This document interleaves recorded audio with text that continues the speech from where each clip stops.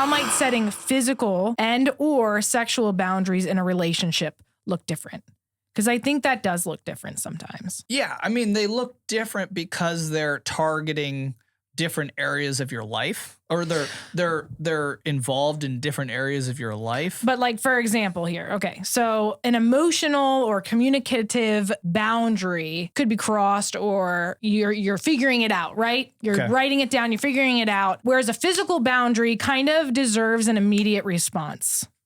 I understand. Yeah. So how would you set that, or how do you go about that? I mean, they could still be investigated and known prior to the action occurring. So I think they could still be written down. I think they could still be known. Okay. And communicated. Okay. You're right, though. There are definitely going to be physical actions that, boom, spark something in us that we didn't know existed. Mm-hmm. Like we've been saying, though, add that to the list. Come to that person and say, I didn't realize this, but man, that is a boundary. Mm-hmm. It's fine. Continue to add to that list as things come up. Now, not everything is a boundary, though. That's why there needs to be investigation, because you need to look at whatever that is that affected you, that made you feel unsafe, and it needs to be unsafe. Any other type of emotion needs to be looked at separately than unsafe. You know, if it can be boiled down to that, that's probably where a boundary exists. If it made you feel other ways, those emotions need to be investigated themselves. You know, if it made you feel... I don't know. I mean, I guess that's true.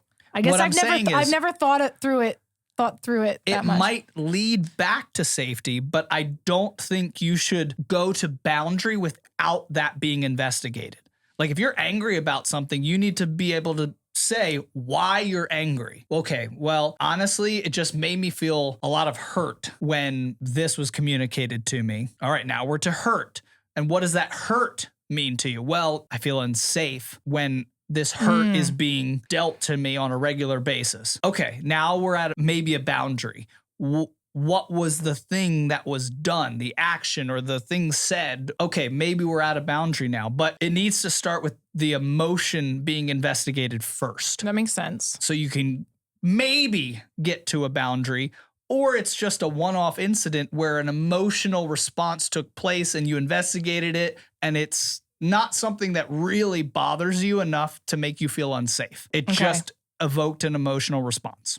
Yeah. No, I think you're right. I'm thinking of different examples in my head that There's definitely things that come up that evoke a response that should be investigated and probably will lead to you developing a boundary. Okay, hold on. My fear is that people will find every emotion that comes up in them as part of a boundary that was crossed. I see what you're saying. You can't have a perfect relationship where no emotion is ever expressed besides joy and happiness and I don't know, all the positive emotions. There's going to be negative emotions that are expressed, and not every one of those is a boundary. That's all I'm trying to communicate, and make sure that people aren't just going to everything that's wrong or that I feel wronged in is a boundary that's been crossed. Right. That's not true.